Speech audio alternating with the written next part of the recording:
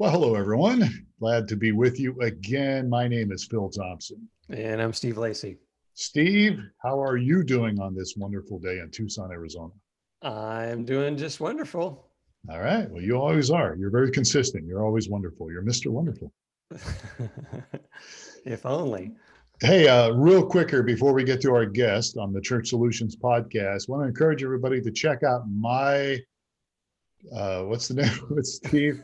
mychurchdaily.com, right? Is that right? I think so, yes. We don't know. We just launched a new product and we don't know the domain.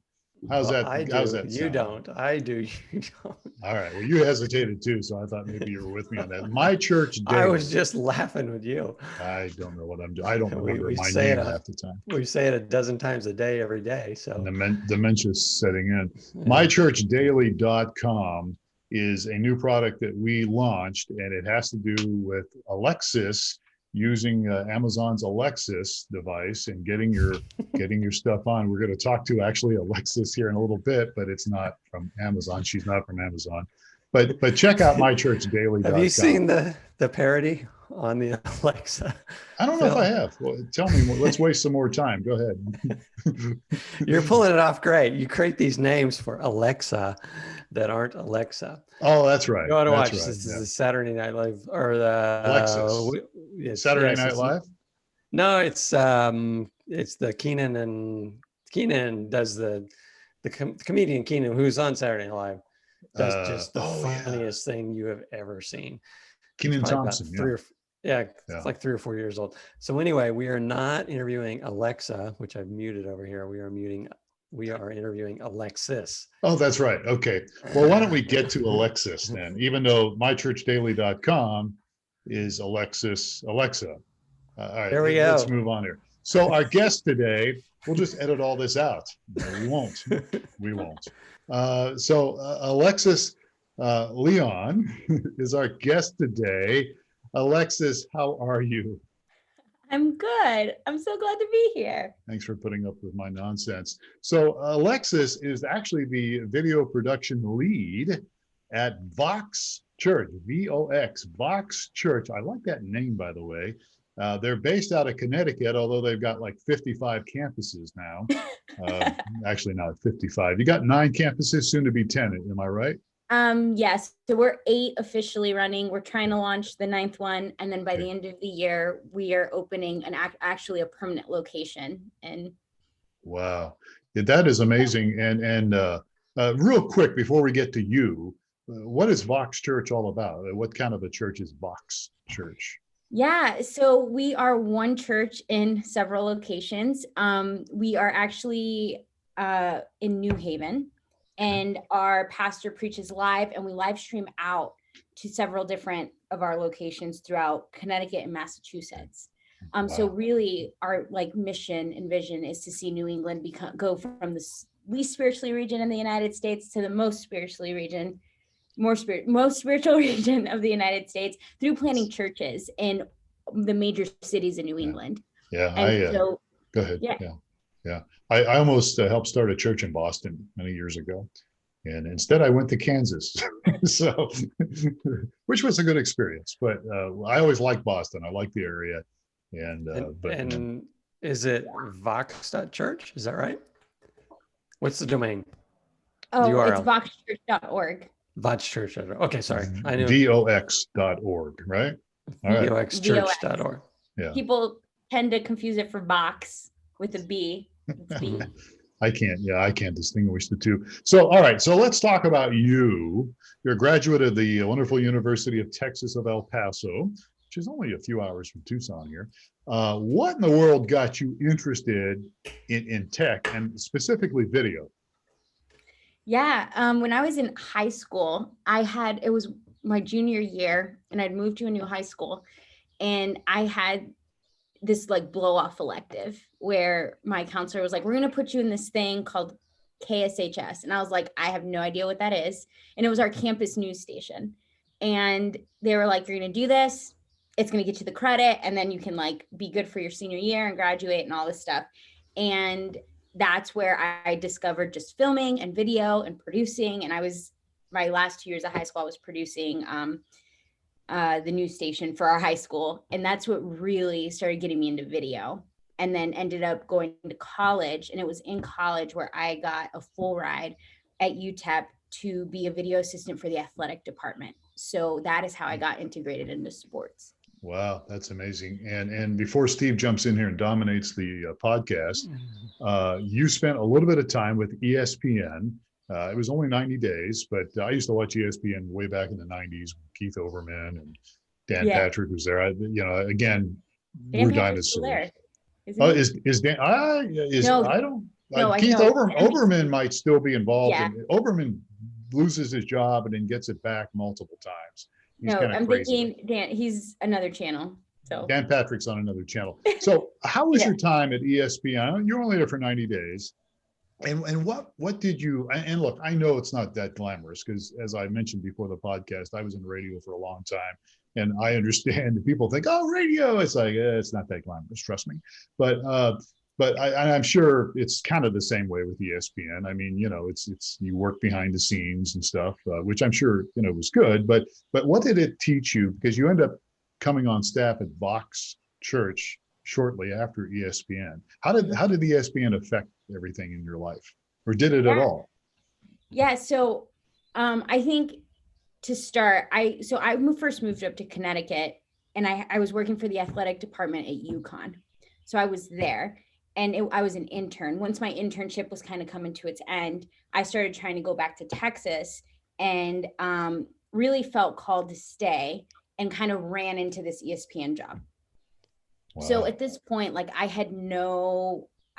was volunteering for my church, didn't really see myself going into church production. So got the job at ESPN, and it was awesome. It was awesome. It was pretty much like, it was what you think it would be. You have all kinds of news, sports anchors walking around everywhere. It's sports all the time. And if you love sports, which I do, I grew up majorly in sports. It was like the dream. It really was. And you're getting to make content, and like you go home, watch ESPN, and your highlights are like on television.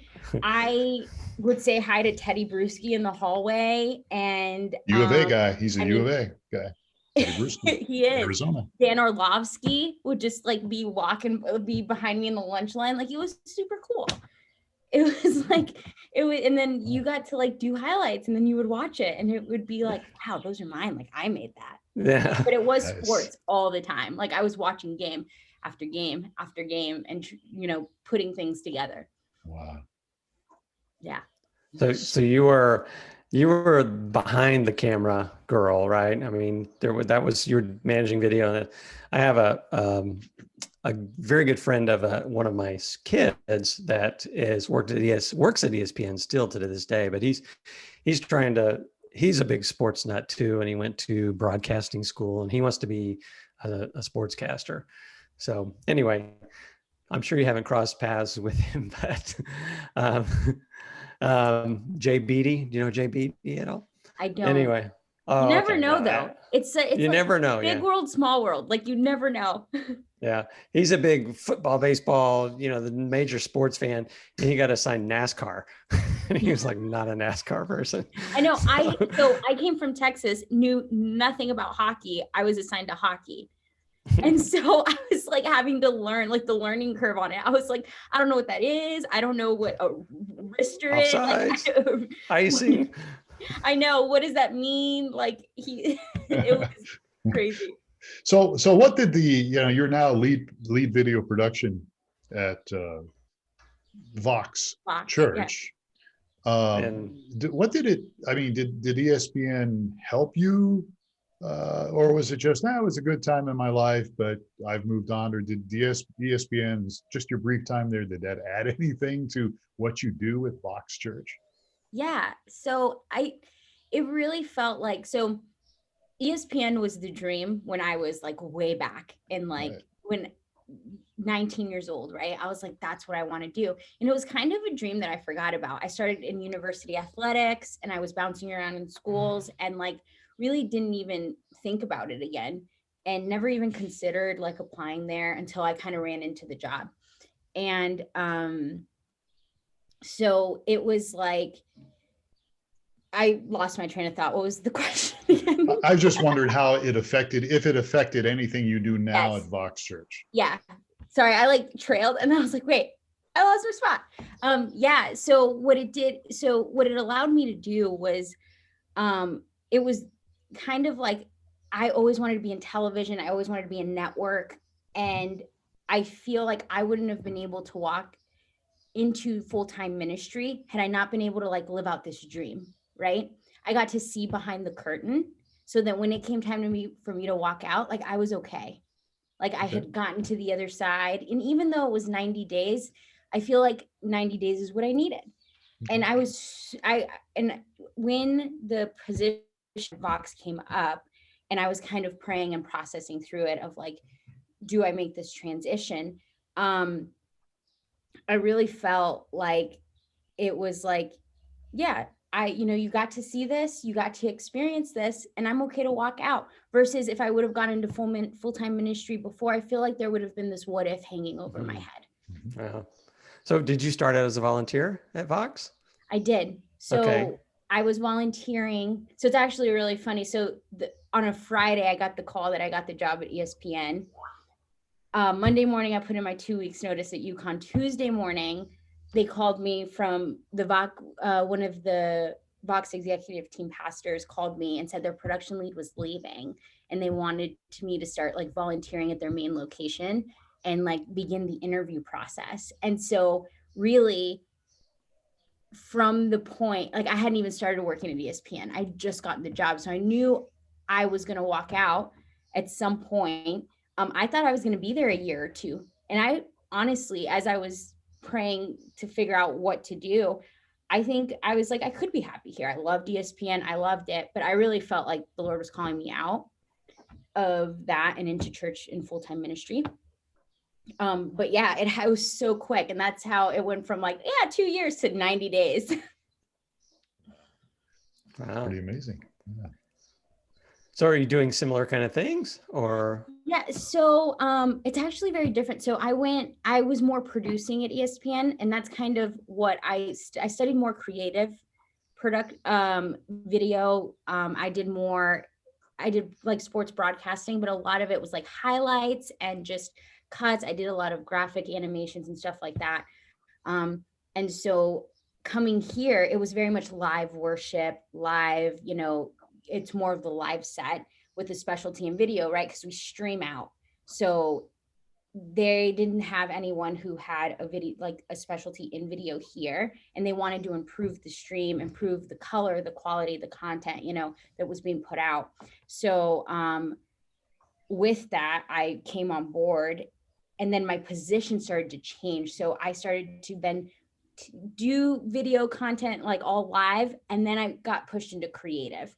And so our creative department, and now we're in the process of like really pushing broadcasting into our video department and then me taking on 2 separate roles. I actually have a co-lead we run the department together, and he's audio. He specializes in audio. And so we kind of we're pretty much 2 sides of a coin is how we work. He's more of the tech side of it. I'm more of like, this is what I need it to do. And he helps me figure it out. So let me jump in here, Steve, because real quick, the creative end, you mentioned the creative end. What are some of the examples of the creative stuff that you guys do with video? Yeah. So we'll do like worship releases. We'll do creative worship content, more music video-esque. We do testimonies, bumpers, promos for any of live events. So we did a Christmas film. COVID kind of caused us to not be able to meet in person last Christmas. So we did like a movie, and there's another guy who works with us. He's more of the creative, like film director person. So I got to partner with him, and our production team got to partner with him. But a lot of the content I put out creatively has more to do with worship and around filming them to push worship content out. So I volunteer as a video switcher for our live stream at my church. We're not nearly the size of VoxChurch, and I'm sure it's a completely different game. But anyway, I think we had 2 cameras, and then we have 3 cameras, and now we've got 4 or 5 cameras, I think. Yes. Actually 6 cameras. So anyway, but we were working with 3 cameras for a really long time. Mhm. And so I'm switching to kind of know the game of, switching around. And then I watch production quality TV, award show kind of things of a similar kind of thing, like a concert. A worship band is where all the work is for our video crew. The message, not so much, but the video, the band. So we got, 4 or 5 people up there on stage. Anyway, one of the things I noticed was the cuts on TV. I don't notice it while I'm watching it, but when I sat there and paid real close attention, the cuts are like, 3 seconds, 4 seconds, 10 seconds. Mhm. And, all of our cuts were, minute and a half, that sort of thing.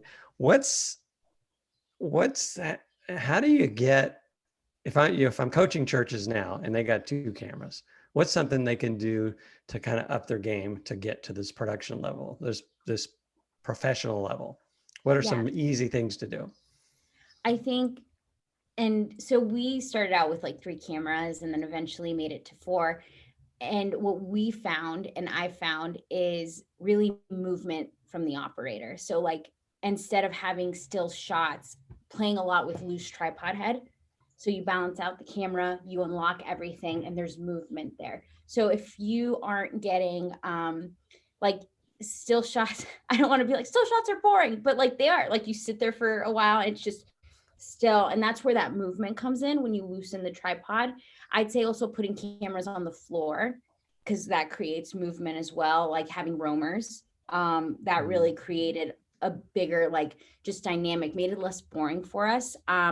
And then we do a pan camera. So on the floor, you mean the guy's carrying a camera on his shoulder or in his hand? Yeah. In the audience? Yeah, he's in the audience or on stage. Ours is side stage. Mm-hmm. With dragging cables behind him and stuff? Dragging cables behind him. We've played with wireless, but with our rig, it's just very hard. So I actually have a grip that I assign with him. It's a 14-year-old that follows our camera operator around. And so when you say movement, you're talking movement like this. I mean, it's just that's going on all the time, kind of a deal. Okay. Yeah, if it's someone who's on stage, and we don't have those fancy rigs, right? We don't have like these Ronins or these like Movies that like make everything very smooth. A technique we teach is kind of the sway motion. So you put your feet a little wider, shoulder width apart, and as you're capturing, you're kind of swaying in and swaying back out.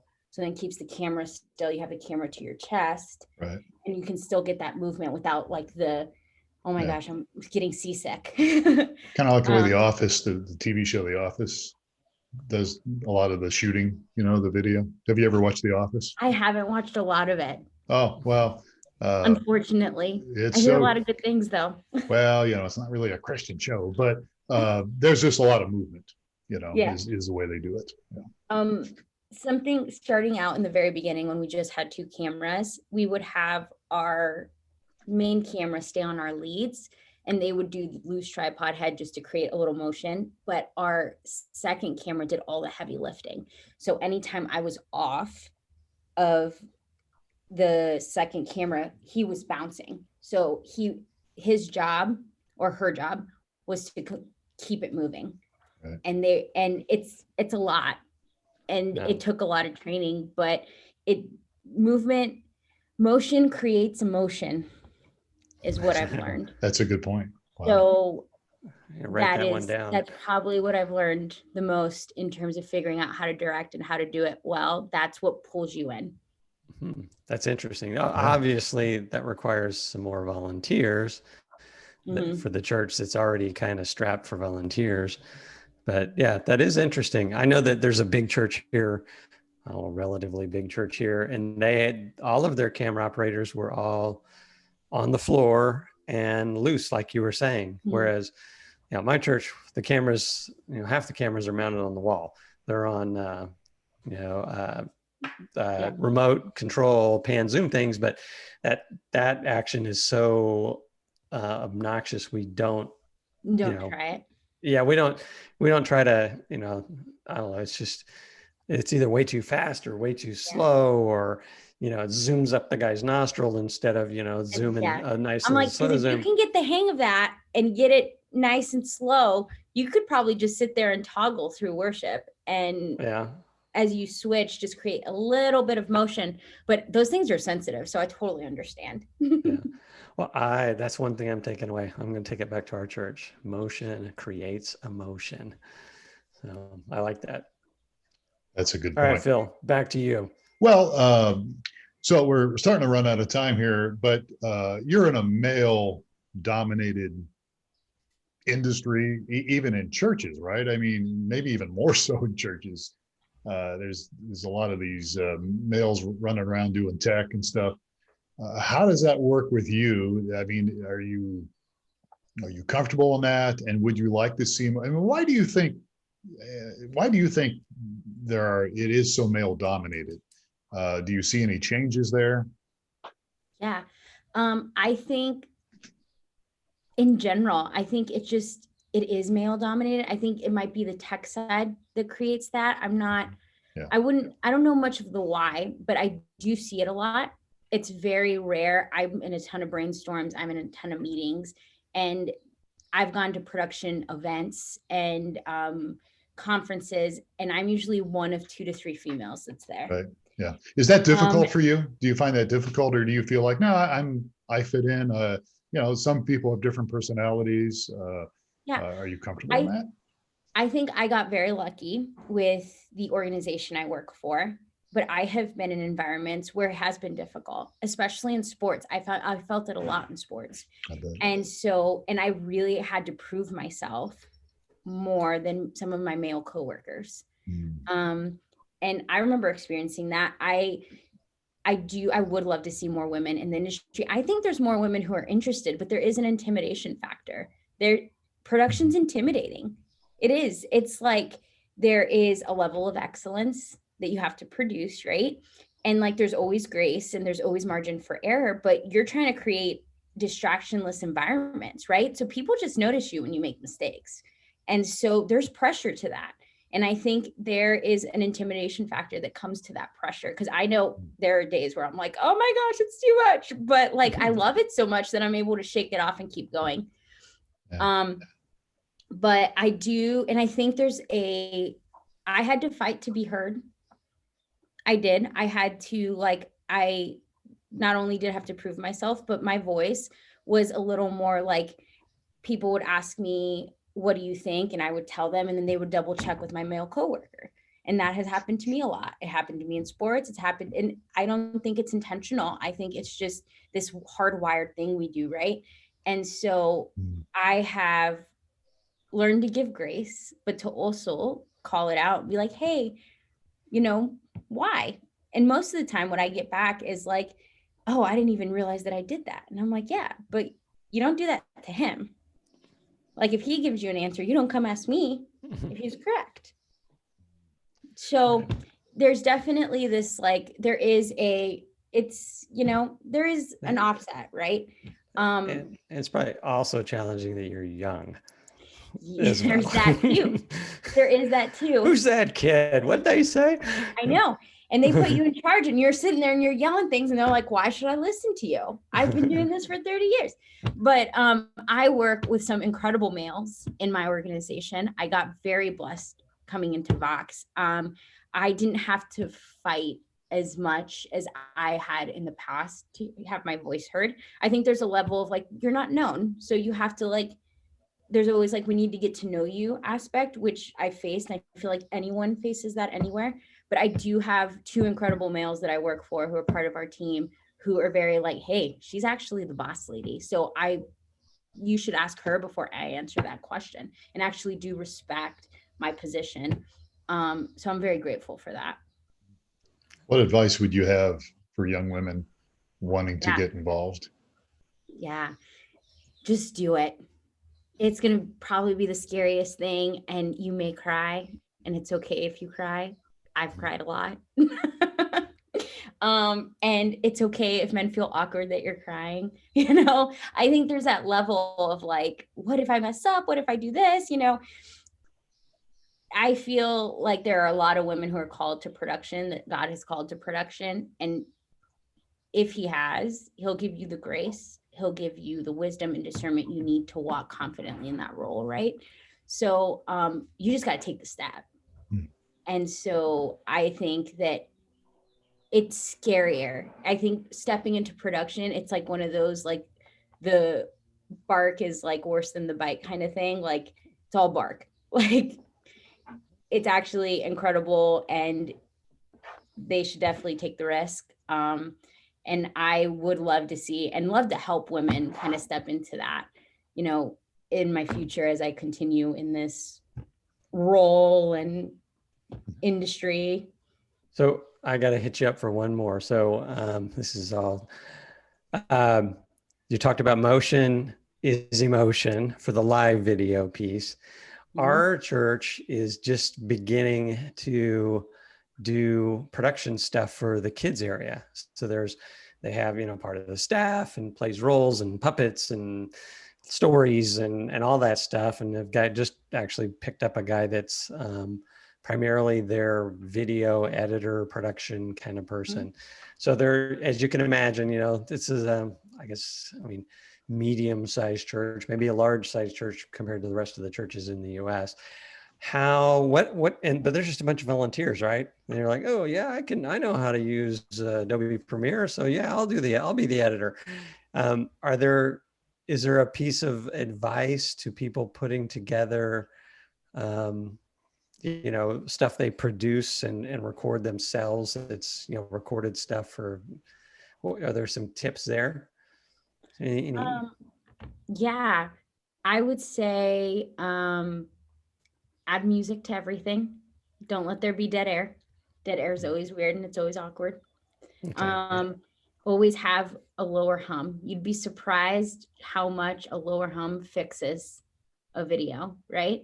Like music. If you're doing stuff specifically for kids, colors, shapes, and movement, definitely keep kids engaged. Right. If you're doing stuff more for ministry purposes, I would say, again, you want to keep people engaged, right? So the more you're moving, the more you're creating a flow, like through the story, like the more, you know, advancement you're doing in whatever story you're trying to tell, the more people are going to stay engaged. That's good advice. Wow. So now you know the real reason we have you as our guest. It's free consultation. I know. Well, it is. Our audiences are other techs and other pastors and churches, and they want to up their game. Yeah. And we've got a former ESPN pro and a mega church pro. So yeah. Try to get all we can out of her. I know it's for free, huh? For free. Yeah, no, it's surprising how much, like, I remember first getting into this, you got to be quick. But like now I understand it. Like cuts got to be fast. You know, you got to be able to tell your story. You have 30 seconds to convince your people who are watching your content to stay. That's a good point. So what are you going to create in those 30 seconds that make me want to not click out? Right. So if it's a static shot of somebody, you know, a way zoomed out pastor speaking on the other side of a room, it can get really boring really quick. You have about 10 seconds to like zoom in or adjust before I'm like, I don't know what this is, right? And so actually going into projects like that, thinking that has actually improved our content quality, specifically with online church and like getting people to stay through worship and through sermon. Yeah. Okay. Yeah. Good stuff. All right. So we're out of time here. But Alexis Leon has been our guest. I keep hesitating because I had a friend by the name of Roger Leon, but Leon is how you pronounce it. Alexis Leon has been our guest today. She's she's the video production lead from VoxChurch, and the domain for Vox is what? VoxChurch.org. VoxChurch.org. And I'm assuming people could, if they wanted to reach out to you and had questions or something, they could go there and They find could go you. there. Yeah, if you go to locations and you go to New Haven, I'll pop up and my email's right there. Okay, And great. I will always take questions. So feel free to reach out. Great. We sure appreciate that. And we appreciate you being our guest today on the Church Solutions podcast. And we'd love to have you again. Yeah, And, I would love to do it. Thanks for if having me. If you're willing to put up with our nonsense or my nonsense. Absolutely. It's just because he's from Texas. Okay, good. Yeah. Good. He's from Texas. You know, All right. Texas forever. We got to stick together. That's right. Yeah. Until you guys succeed you know what from they the say, union, right? but, yeah. You know what they say, Alexis. You can take the Texan out of Texas. You can't. Yeah. Can't take the Texas out of the Texan. That's right. I always think of the old Marty Robbins song, El Paso. The song El Paso was one of my dad's favorite songs. But you don't know that because we're really old and Marty Robbins has been dead for a long time. All right. So enough of the nonsense. You can go to VoxChurch.org, VoxChurch.org, and you can check out their church, and you can feel free to reach out to Alexis if you want to. That would be wonderful. So we're out of time. Thank you again for being our guest today. We really appreciate it. Oh, thanks for having me. All right. And Steve, thank you for being a part of things here as well. Glad to be here. All right. Good deal. Well, I'm Phil Thompson, and most of all, thank you for watching or listening, depending on what platform you're seeing this on or hearing this on, to the Church Solutions podcast. We're glad that you visited us. We hope you'll come back. We'll catch you again next time. Please take care.